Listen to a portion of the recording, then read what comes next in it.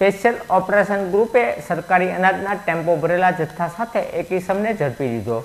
Special operation ગ્રુપની ટીમે Krishna enterprise plot number 351 પાસે વિનોદભાઈ ભગાભાઈ હળવદિયાને શંકાસ્પદ અનાજ ભરેલા ટેમ્પા સાથે ઝડપી લીધા, જેની પૂછપરછ કરતા આ સરકારી અનાજનો જથ્થો હોવાના અનુસંધાને એસઓજીની ટીમે ઝડપી લઈ ધોરણસરની કાર્યવાહી હાથ ધરી હતી।